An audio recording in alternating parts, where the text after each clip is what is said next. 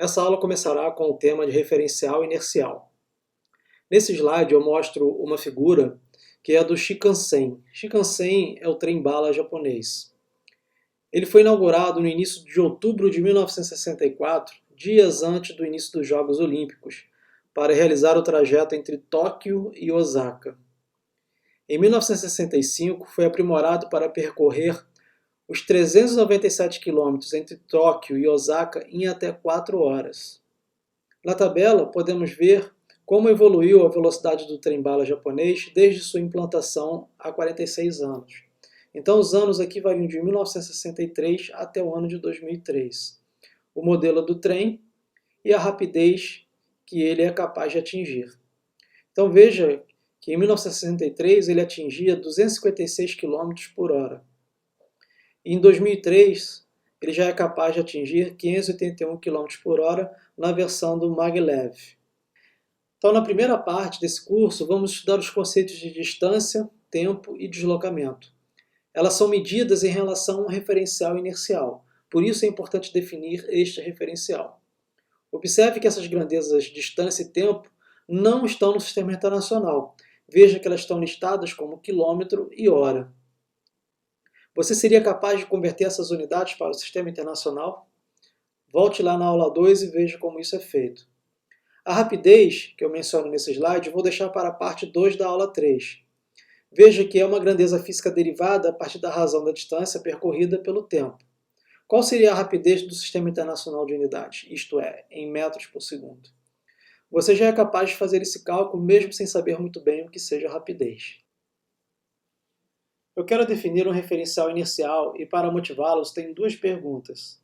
Na fotografia, o Shinkansen está em movimento? Quão rápido o trem-bala está se movendo? Aqui é uma imagem do Shinkansen, provavelmente em alguma estação no Japão. Para responder essas perguntas, precisamos definir um referencial. Um referencial é uma estrutura rígida, em relação ao qual podemos especificar a posição de qualquer partícula ou corpo rígido, no espaço e no tempo. Essa figura é uma representação do que seria um referencial tridimensional. Qualquer ponto num dos quadrantes desse referencial é bem identificado pelas suas coordenadas cartesianas, x, y e z. E se colocarmos um relógio nesse referencial, temos a possibilidade de construir um referencial inercial. Ao lado, eu represento para vocês um referencial em uma dimensão.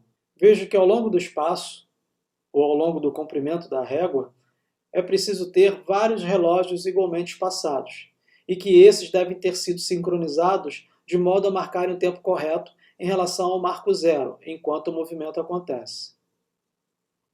Nessa figura, a esfera deslocou-se da posição x igual a zero, no tempo t igual a zero, e avançou distâncias igualmente espaçadas, 0, 5, 10 e 15 centímetros, em intervalos de tempo igualmente espaçados, 0, 1, 2 e 3 segundos. Não sei se você já viajou de trem, talvez de avião. Vou considerar no avião que nos é mais familiar do que os trens.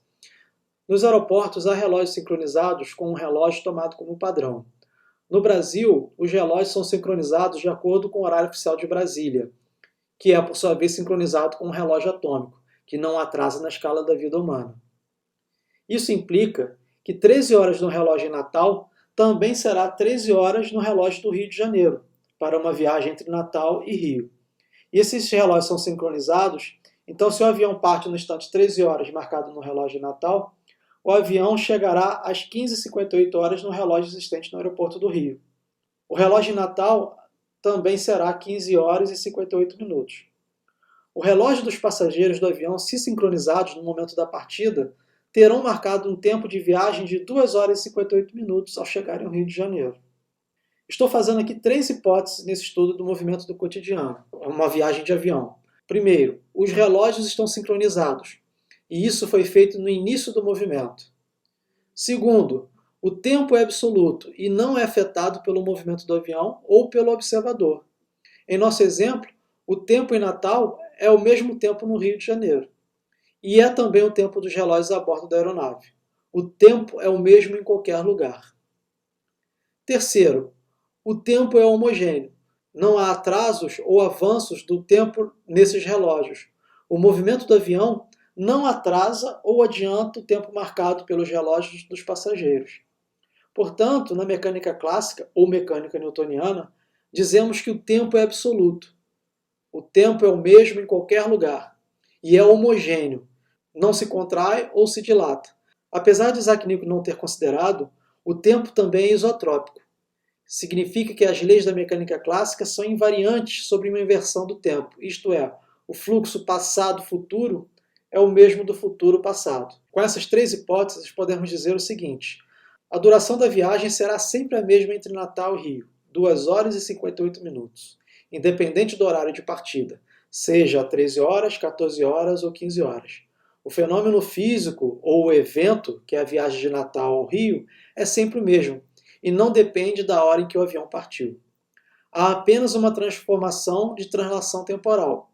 O voo terá a mesma duração se sair às 13 horas ou às 20 horas. Claro, estou supondo as mesmas condições iniciais. No caso dos voos, sem atrasos decorrentes das condições climáticas durante a viagem, por exemplo. Quanto ao espaço, também podemos dizer que o espaço é absoluto, homogêneo, isotrópico e euclidiano. Os significados são análogos aos do tempo. Absoluto significa que o espaço é o mesmo em qualquer lugar.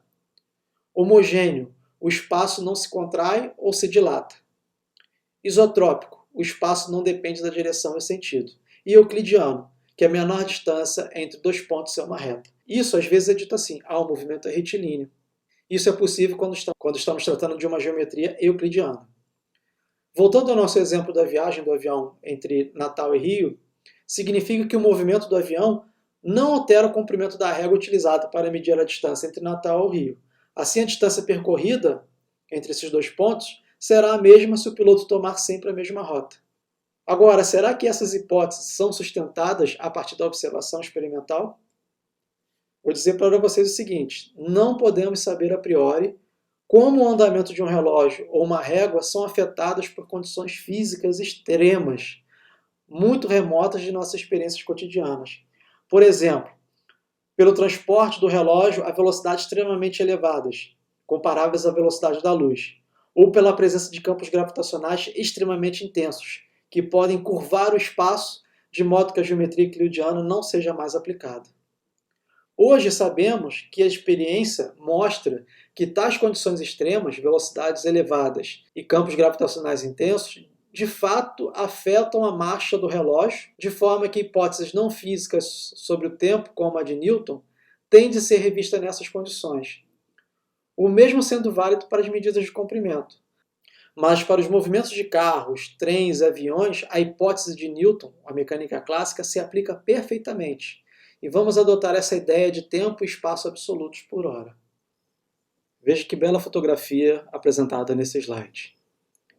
As estrelas distantes, quando observadas da superfície da Terra, parecem se localizar num ponto e são estáticas uma em relação às outras. É isso que vemos quando observamos o céu noturno, quando temos essa possibilidade.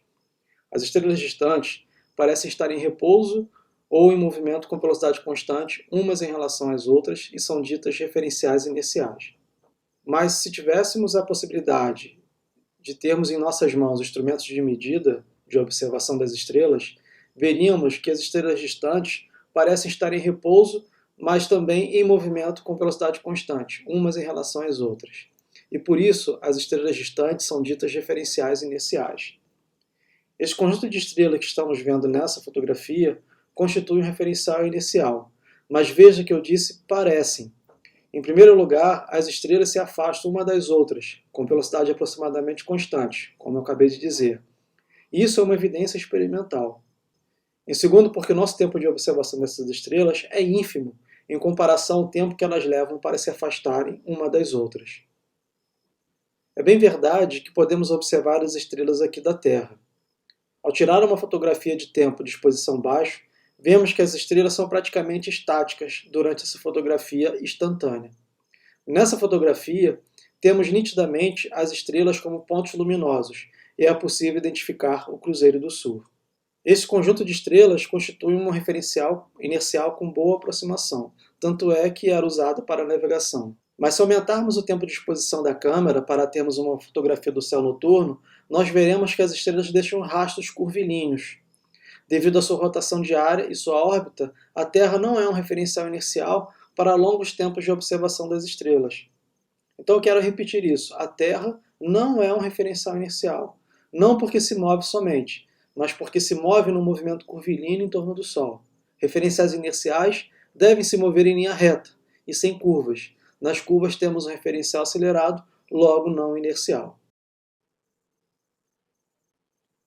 Certamente você deve ter percebido que um aspecto envolvido na discussão que acabamos de mencionar é a escala de tempo de observação. Vamos imaginar um experimento feito aqui na Terra com um jogador de ping-pong. A mesa de ping-pong está fixa em relação às paredes ou o mesmo que dizer em relação à Terra.